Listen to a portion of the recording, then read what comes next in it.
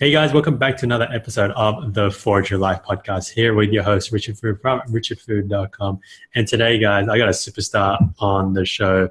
He's an amazing man. He's the man behind Journey Principles. He wrote a top-selling book about journey principles and sharing about the 10 simple principles for a journey of life that actually matters. And I'm pretty sure I butchered that title, but I'm going to give it my best shot anyway, because that's what we do here as entrepreneurs, right? We make things happen. He's also an entrepreneur as well, and he's an international professional speaker. And it's exciting to have him around on the show, guys, because he's just been sharing with me this interesting part. Even before, with the 2 minutes we had before the show even went live, he was sharing with me something very key here that keeps so many people stuck. And I'm excited to learn more about this from him. His name is Stephen Scoggins. He's Scottish, and he's going to bring it all on the show here today, guys. So please welcome Stephen to the show. Stephen, good to have you on, mate. Richard, what's going on, man? How you doing? Dude, man, I'm sweating my balls here, man, because it's like 30 degrees here in Singapore, and it's only 10 p.m. So, man, I'm just going to light this up, man, with you, man. And I'm excited to learn more about you, Steve. And so, Steve, for the people who haven't heard about you or your work, could you share a bit more about how you help people and how you actually got there? Yeah, absolutely. So most of us deal in life with trauma.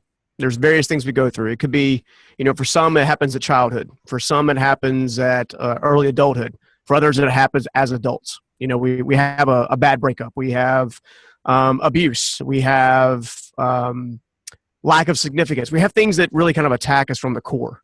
Well, for me, I had gotten most of that. So a lot of people tell me all the time that my story reads a little bit like Forrest Gump. Because I grew up kind of impoverished. I didn't have a whole lot growing up. My family, my father was an alcoholic, didn't spend a lot of time at the house. My mother suffered from mental struggles. She's thankfully, both of them have now recovered. But, when you're in that kind of influence, you tend to pull away from that lack of belief issues. So limiting beliefs, kind of mythology. Mm-hmm, and along that way, I struggled through high school barely. Dropped out at the age of 16 to take care of my dad, who couldn't pay the bills. We were living in a roach-infested trailer, of all things. It seemed to have leaks over time. Lights were constantly getting cut off. So I kind of dropped out of high school. We didn't have a car. I went ahead and got the family a car. Did that for about a year. And then from there, I was like, you know what? I want more for my life. I wasn't really sure how, what, when, or why. I had no idea. I'd one day be an entrepreneur or any of that stuff. And so I took a stab at life on my own. So I moved out at 17, been on my own ever since. Had my first batch of roommates, both of which were like almost 35 and 40 years old. Of course, those guys that, they were living in a trailer, so they didn't really have a whole lot they could offer to me as mentorship, but they did try. So kudos to them for trying, and, you're kind of walking through life and you're just kind of stumbling along trying to figure stuff out. And I had a good friend of mine who ended up becoming a great mentor of mine, who was actually my father's employer, a guy by the name of Steve Myrick. And he began teaching me in my teenage years and pulling me down off the framing crews, because I was doing construction work when I could, and during the summers and holidays. And he pulled me down off the framing crew, and he would begin to tell me, like, drop little things of wisdom. And I wouldn't understand it at first because it would like sit in the back of my head. I'm a teenager. I'm thinking about girls, That's what I'm thinking about, chasing that, and, trying to make myself appear better than I was to other people so I could have more affirmation, and things we all struggle with. I mean, let's be real, and he began pouring into me. And I remember him asking me one question one time, and it dumbfounded me because he told me a story before he did it. I wish I had more time to tell you the story, but the question that he asked, he goes, "What's the difference to you, Stephen, between a rich man and a poor man?" Right. And as a teenager growing up from nothing, I know this guy's got income. I'm watching. He can go pay cash for whatever he wants. And I'm watching him do this. And as I'm doing that, I'm like, well, duh, money. Of course, money's the answer, right? Money's the answer, right? Yeah. And he looked at me dead in my eyes, and he paused, and he said, "Absolutely not." He said, "The difference between a rich man and a poor man will always and forever be the way they think. Stephen, if you can learn to think differently, you can learn to achieve differently." And put yourself in a teenager. Go all the way back in your own mind to being a teenager, right? Sitting in a car, having one meaningful conversation that changes the entire direction of your life. I began to lean into him and lean away from my influences and my upbringing and the things that were kind of stopping me there. I began to listen to different content. People had, back in the day, they had the audio cassettes, these different mentorship cassettes that you could do. And Tony Robbins, all these guys were trying to get started. And I just remember I was like, man, there's so much truth to what he said. Well, then he took it a step further. He said, I want you to understand that being wealthy in finance is nowhere near as important as being wealthy in spirit. If you're wealthy in spirit, your mental capacity, your emotional capacity, your ability to contribute to others, your ability to serve others, you'll be wealthy all the days of your life. And what he began to teach me, and I learned this the hard way. It took me a while to really sink in, but I learned that wealthy behaviors start long before the wealth ever comes. There's the season of sowing and reaping, and long before the harvest. I developed my it wasn't too terribly long after that I really started digging in, because I was made some bad choices along the way. He actually gave this same mentor gave me an opportunity to start a business at 19 years old, bought me all the tools, bought me all the equipment, and I busted it for a year. And because of my inability to control my need for affirmation and respect and things for others, what would happen was I got very cocky, very arrogant. So the next thing you know, I'm like shooting myself in the foot. So what happens when you get cocky, arrogant, and you begin to treat people poorly? Yeah, you invite trouble to you, right? You invite conflict, you invite adversity that you may have otherwise wouldn't have had to do. Because I've learned that adversity and conflict is kind of like money. Sometimes you have too much of it, and sometimes you don't have enough of it. And at both times you're learning lessons, right? So, so I'm going through this whole scenario, and I'm walking through this, and lo and behold, I go into a depressive state because of a poor relationship that I chose. I walk away from that opportunity, literally walk away from it. And within a year's time, I had lost every penny, lost my shelter, and lost everything. I was homeless. So from that point on, I began to really struggle. I tried to join the military, wasn't able to because of scoliosis and an ASVAB score because I had a GED. And almost to the point where I almost took my life at the corner of 440 and Highway Capitol Boulevard here in Raleigh, North Carolina. And, for your listeners, I know Sean Douglas, our good friend out there, listens, and I know for a fact he knows where that's at. But it's a 4-lane highway. It's actually an 8-lane highway with a 4-lane bridge above. I came within seconds of taking my life until something in my spirit had me reach out to another mentor that I had growing up, which was a girlfriend of mine's mother. And her name was Susan Batts. Her nickname was Mama Wama because she called me Sugar Wooga, so it became like this funny story. But she told me something, and it was the second time that I'd heard information like that. Because when you grow up and the more poverty that you're stricken with, the more things that you have to overcome, the more it seems to start in your brain that you can't achieve, which is a lie. It's an absolute lie. But because we've only seen with our own 2 eyes, it's all we've ever seen is poverty and struggle and things of that nature. What happens is your brain begins to only filter that information. So you begin to repel and self-sabotage areas that could bring benefit and blessing to your life. So in this moment in time, she told me 11 words that not only saved my life, but changed my life forever. And this is what she said. She said, Stephen, first of all, I'm going to make you promise that you'll call me at 9 a.m. tomorrow morning. And you have to call me. If you don't call me, we're going to have problems. Now, she was the only person on the planet that I would have actually gave that promise to and stuck to it. So I believe I have a higher power mentality. I believe in faith and stuff. So I kind of believe that was a divine moment. And she said, but I want you to remember something. I want you to repeat it back to me. And for any listener that's listening right now or driving in the car or walking down the street, or I listen to a lot of my podcasts or radio shows at the gym when I'm trying to feed my brain. Yeah. Any of those, I want you to remember these permanently. If you don't take anything else from the show today, this too shall pass, and what comes next will be greater. This too shall pass, and what comes next will be greater. I'm telling you right now, the igniting in my heart and in my mind of all, out of all being stuck and being confused and being hopeless and not having the hope to take a step forward. There was nothing in front of me. There was nothing in my past that say I would ever own multi-million-dollar businesses, that I would ever become an author, a speaker, a father, a mentor, a life coach. There was none of that junk in my previous life that ever told me I was going to do those things, except for that one sentence. That one sentence opened me up to new opportunities and new possibilities and new ways to grow. So we have this grow mindset that we use around here. It's our methodology, if you will. Yeah. The G stands for gaining perspective. Gain perspective. The R stands for recognize roadblocks. The O stands for organize your plan. And the W is my favorite. Work your plan. Work it. Right? So we teach people, we take people through all kinds of things at the JP here. And a lot of that was stuff that I learned the hard way. I'm a pretty stubborn student. So a lot of times I get hit with 4x4s for me to actually get the concept and principle. But I learned that when you live life by principles, your decisions are made before you have to make them. If you live life by habits, then your decisions are never made intentionally. They're always made by accident. So if you want to live an intentional life, you have to identify and adopt principles that help you make the decisions before you get to them. For example, if someone has a habit of lying, and we've all struggled with a white lie here, white lie there, and some really struggle with lying in general, right? Yep. When you learn to identify you're going to live life by not lying, or you're going to always tell the truth, then every time you get ready to tell a lie, your brain says, hey, and you have to back up and, okay, so this is the truth. And I've learned that the truth builds more relationships. More relationships equals more opportunities. More opportunities equals more possibilities. More possibilities equals a brighter future. Start with the principle and work your way forward.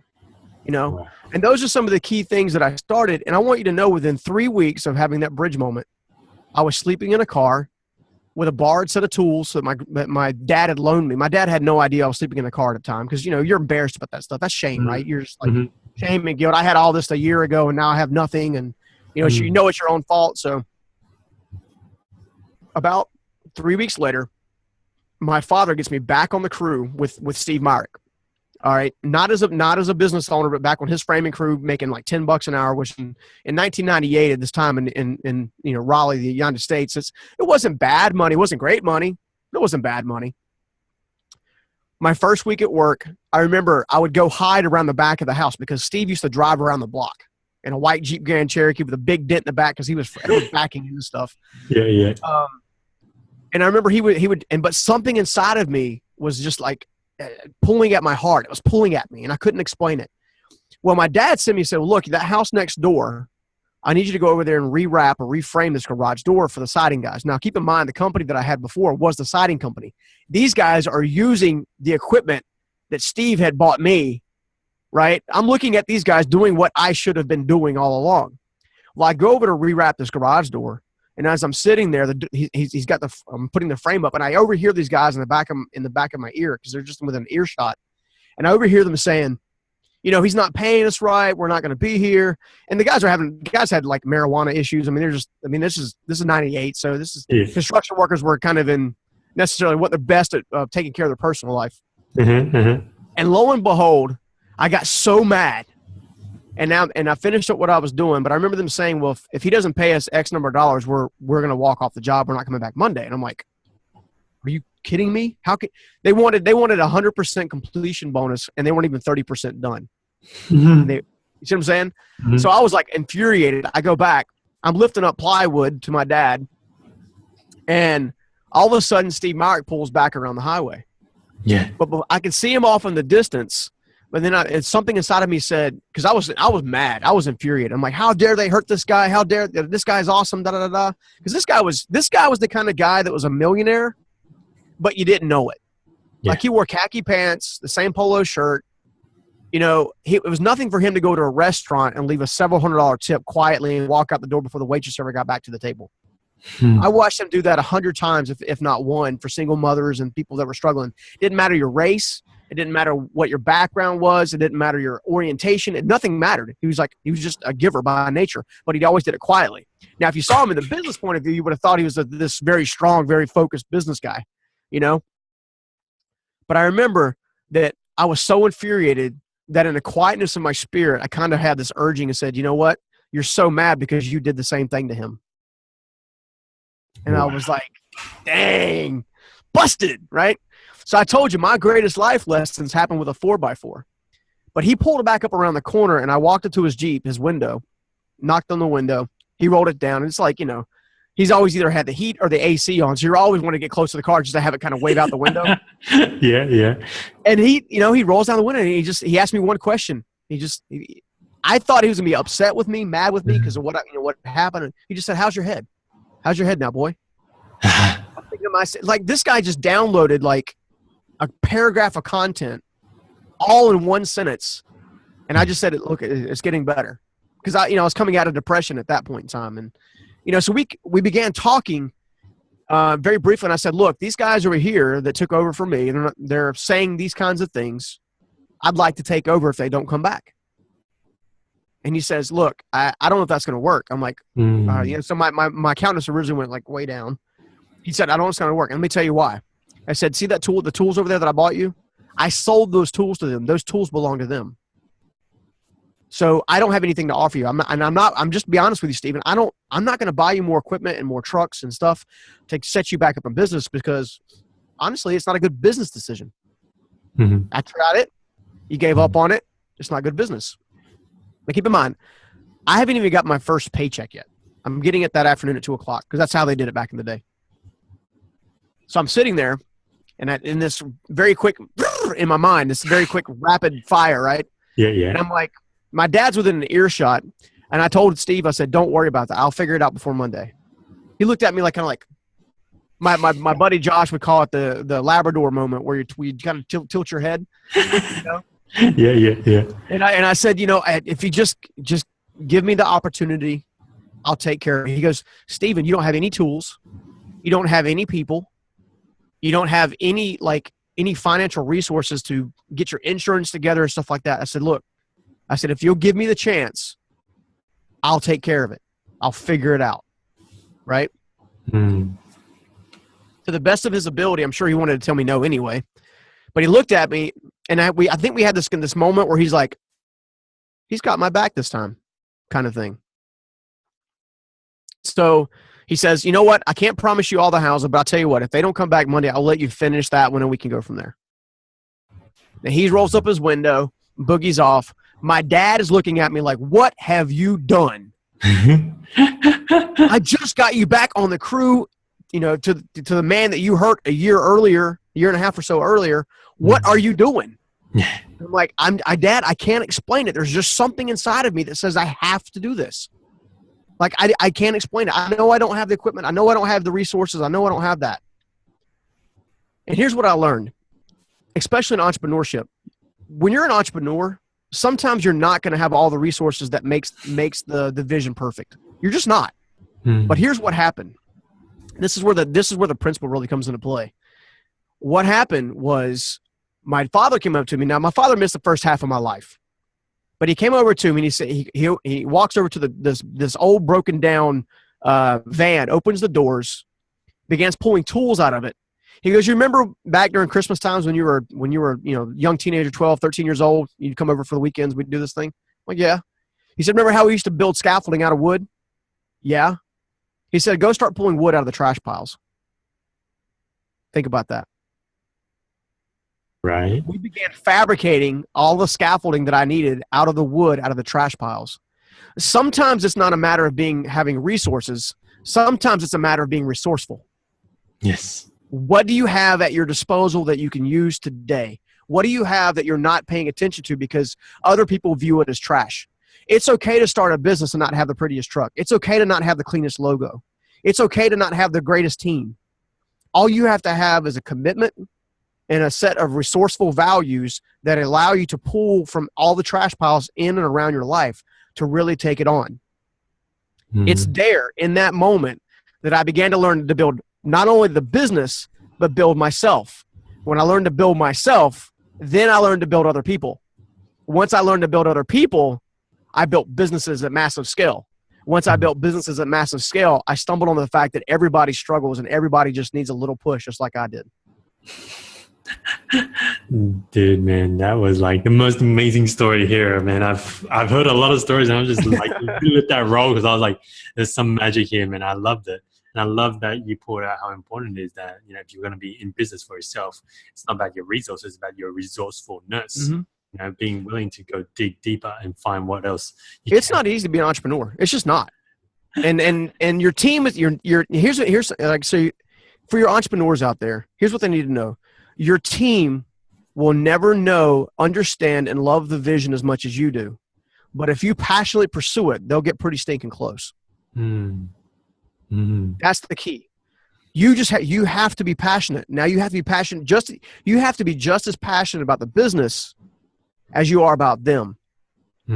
Team, you can lead a team because of title, or you can lead a team because you inspire them.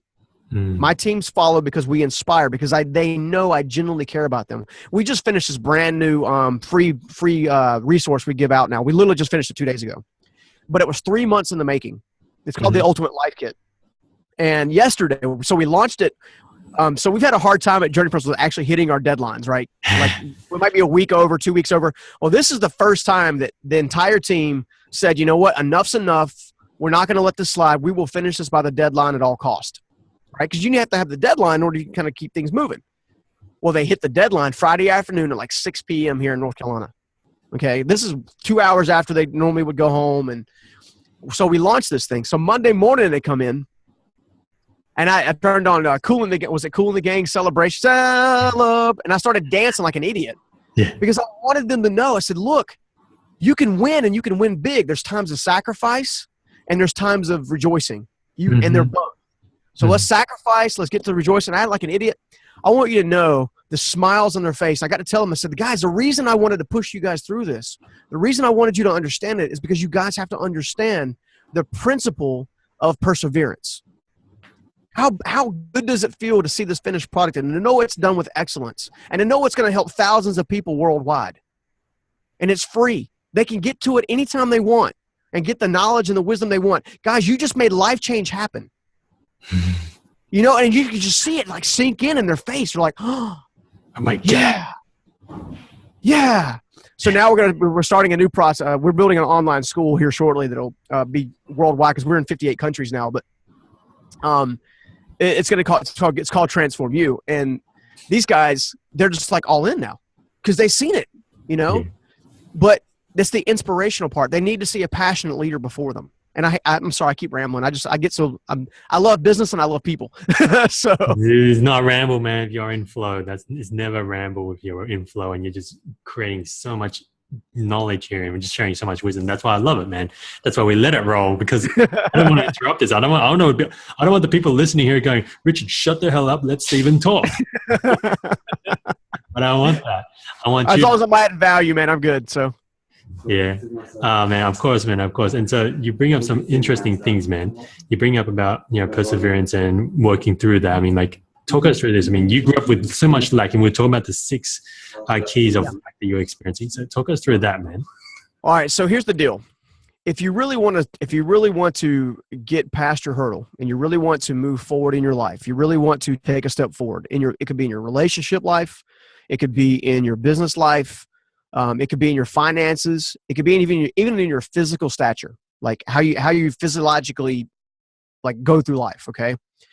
When you understand these 6 key lacks, you also understand the starting points of where limiting beliefs come from. All right. So what you can do is you're able to take that and attack it at its core. A lot of us just spend so much time focusing on the symptoms.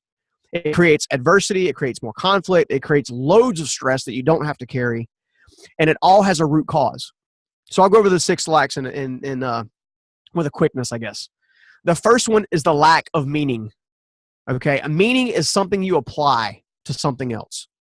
How much meaning do you find in your relationship? How much meaning do you find in your work life? How much meaning do you apply to a specific decision that you had? For example, when I walked away from Steve's business the first time, my meaning that I attached to that was I'll always be a failure. You see what I'm saying? And which wasn't the truth, because hindsight being 2020, knowing where I am now, I can clearly see that was a lie. But the meaning that I applied to that particular circumstance was I'll always be a failure. The reality is when I got the second chance, the new meaning I applied was, you know what? There's no such thing as failure. There's only learning. And when I understood that, I was able to grow from that. The next one's actually the lack of authenticity. This is not being your truest self. This is being all kinds of stuff to other people that is not realistic. This is the artist not creating art. This is the entrepreneur not starting businesses. This is the woman who wants to raise a family not raising a family. You see what I'm saying? It's the authenticity. Who are you at your core? If there were 5 things you could do for free today, what are they? List them. Take a yellow pad and a pen and go sit beside a tree and list them out. I would do this. I would do this. And then try to understand why you would do those kinds of things, right? The next one is the lack of significance. Now, significance is the value that you place on yourself. So meaning is the value you place outward. Significance is the value you place inward. Now, significance was the hardest one for me to break free from because a lot of times, depending on how you grew up, it's kind of programmed. And it may not have been programmed by your parents. You may have had awesome parents but got bullied at school. You know, so maybe like myself, I'm the short guy. Like I never grew. I busted up to 5'5" at 14 years old and then never grew an inch taller than that, right? Meanwhile, my friends are like going to 6'2" and stuff. I'm like, what in the world is going on? I mean, people that I was taller than, my brother's taller than I was, and I was taller than him for years. Lack of significance. Your height, your weight, your looks, all that stuff has nothing to do with who you are intrinsically in your being. When you identify who you are and tether yourself to a stronger something than yourself, your significance, you understand that you're beautifully and wonderfully made. You got lots of things to value. I feel like life tries to suffocate that and tries to suppress it. Because for whatever reason, every time there's a good force in the world, there's an evil force that tries to counteract it. When you can break through the significance wall, really, and truly break through, what happens is this potential, this opportunity that you really have to change the world, to make a difference, comes out. It comes out. The next one's the lack of security. All right, so lack of security typically has your safety physiologically. You know, my body, I'm not at war. I don't have bombs dropped on me. I don't have people shooting at me. No one's trying to beat me up. All right. So that's security. Financial security is a huge one because that's provision. You're looking to try to beat your provision status. And then you have the lack of like relational security. You know, the relationship that you're in, you want to make sure that they're strong. And the other one kind of builds off of that, which is the lack of connection. When I think back to my childhood and my youth, I think back to all the times that I really struggled to figure out who I was. And I can almost always attract it back to the connections that I had, my influences. Everything from my parents to the people I would date to the people I would accept advice from. My good friend of mine, a guy named Keith Kraft over in Texas, he's a pastor, author, speaker, the whole deal. He has a saying, and I've heard it said in different ways by different people, but I happen to like this methodology, which is, if you show me your 5 friends, I'll show you your future. True, right? true. And you think about that, and at first you're like, that's cute. Oh crap, it's real. You know what I'm saying? Because when I began changing the people that I associated with, I began changing my life. I began to see these things come into play, and they were so much more powerful than I ever thought possible. I mean, they were unbelievable. So don't underestimate the lack of connection. Don't because you have this need to be with somebody, or and entrepreneurs are this way too. We get lonely just like everybody else, especially because we busted all day long. We come home, we want peace and quiet and harmony. We just need somebody to love on us a little bit and shine our armor. I get it. Here's the thing: don't let that loneliness or that lack drive you into bad connections and bad relationships. Instead, live by principles. Understand that person has got to have a strong character. They have to have strong integrity. They have to speak life and value into you on a regular basis. They have to design or desire to be part of your life. Let your connections be driven by things like that, not, well, she looks cute, or he can teach me something. When you've clearly watched the guy build a great business, but he's lying, cheating, and stealing, and eventually he's going to be in some Ponzi scheme. He's going to take you down with him. Be careful about that stuff. You know, the other one that was really hard for me was the lack of affirmation. All right, so making sure that I'm being affirmed. And we all need that, because especially like entrepreneurs specifically, we're kind of like lone rangers. We were out there on the horse with a white horse, white hat, silver pistol, and we're out there and we're just running around everywhere, shooting things as we could, as we go to kind of make things happen by ourselves until we kind of get that team built around us. It's nice to hear, even for us, to hear, hey man, you did a great job. You did a great job. Now I'll tell you about, for the entrepreneurs that have a team. Here's what I want to challenge you to do, because this was really, really hard for me to break free from. I'm a high DI type personality. I got a really strong, very passionate, very driven mindset. I'm results oriented by nature, and part of that comes from my trauma and overcoming that. But on top of that, it's nothing for me to tell my team what they're doing wrong. I can see what they're doing wrong all day long. meaning they could be doing 100% or 98% right. I'm going to pick up on the 2% they're doing wrong. Here's what I've learned. If you want to be a firm, you have to learn to affirm others. So here's what I challenge you as an entrepreneur if you have a team. I want you to walk into your business, and I want you to try to catch someone doing something right and praise them for it. My friends over at the Ramsey organization, Ramsey Solutions, Dave, and those guys over there, they help me understand that better than anything. A guy named Chris Hogan, who I highly recommend your listeners maybe check out, has this theology. It's called Rare Air. Mm-hmm. Rare Air is another acronym. So appreciation, inspiration, and recognition. Mm-hmm. He beat that into my skull because I was so weak at it. And now, I mean, handwritten cards, dude, whenever I can. My director of operations will help me because of my memory strength. He'll help me get some of that stuff out. I'll go like I was just dancing like an idiot. I'm talking like I intentionally did the worst dancing ever, completely off tone, off key, off step, just so they could see I was an idiot for them because I wanted them to have joy and excitement in the accomplishment that they just celebrated. When you have a win, take a few moments and celebrate it with everybody. And what'll happen is because you're shining their armor, you'll find that when you're able to have those vulnerable moments with your team, and you're like, man, I'm really down. I'm just having a hard time. I'm trying to push this thing forward. I want you to know we went through a pretty difficult season with Journey Principles. Not we're going out of business and stuff like that, but meaning like I was like losing hope. I was like, this stuff was catching fire. Now it's like it's slow. And now it's catching fire again. Hence the seasons in business, right? Well, you're thinking about it. You're like, and they're like, oh no, don't worry. No, it's going to work out. It's totally going to work out. That was before we had the live radio show. We started talking about TV shows and all this kind of stuff. It's all before all that stuff happened, right? Yeah. It was them that was shining my armor, but only because I had to shine theirs. Yep. Leaders always take the first steps. They always take the first step. They always lean towards the team. They always lean towards the other way. And I feel like if you can identify and adopt those 6 areas, those 6 lacks, what happens is you're able to grow at a more rapid pace, which means you're also able to teach others to grow at a more rapid pace, which sets you apart from your competition. Wow, man. There's just so much information here, Stephen. I'm loving it, man. And I appreciate you sharing that so much, especially the 6 lacks, because especially the last one that resonated a lot with me is that, we are all trained to look for the negative. We're all trained to look at the mistakes, all the mess ups, all the screw ups. Mm-hmm. And we don't ever actually appreciate, acknowledge, and recognize the stuff that actually happens and is the great stuff. And so I want to appreciate you, man, for Thanks. bringing all of this here so that we can actually all learn more from your own experience from that. And so, man, it pains me, dude, that we got to start wrapping up the show here, Stephen. It's all good, man. I'm happy to add value whenever you guys possible. As long as everybody's getting some good information, I'm happy. So. Oh, man, I love it, man. I love it.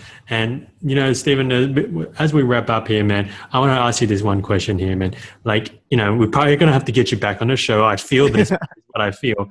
But happy to. For everyone who's listening here, I mean, we covered a lot. We covered a lot here on this show right now. Mm-hmm. Anything else you want to mention that we didn't get a chance to include or cover as part of the show from what we've heard so far, man?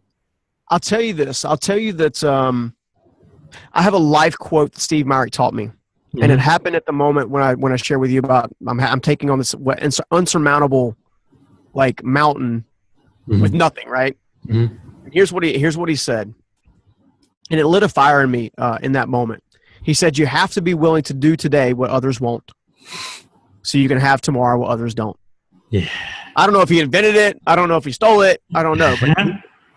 But it's true, right? Yes. And then I recently I've taken it a step further. You have to be willing to do today what others won't, so you can serve tomorrow when others won't. Wow. Right? You got to be willing to serve, man. If you want your business to explode, there's just something about service to others that attracts people to your business. You have to outwork and outserve. And especially the entrepreneur, yes, you're the gangbuster. Yes, you've got a huge mantle on your shoulders. Yes, you've got a lot of weight. Your job as an entrepreneur is to outserve your competitors and to outserve your team. If you can outserve people in those 2 areas, you're unstoppable. Man, love it, man. Love it. Amazing. So, Stephen, man, thank you again for jumping on the show. For the people who want to connect with you and all your work, where's the best place they should head to, man? I tell you what, I'll do this. I'm gonna go ahead and send you the ultimatelifekit.com, ultimatelifekit.com. And the reason being is because it's a free resource. There's 6 videos there. You can check me out and get to know some more information if you want. I also give a $500 free personality assessment as part of that. It's in there that businesses like pay for and stuff. Because for me to get started to really kind of hone in on who I was going to be, I really needed to gain perspective, which is the first part of grow. And if you can gain perspective on yourself, you can be set free and you can really get you can become a world changer. I really believe that every one of us has a world changer inside of us.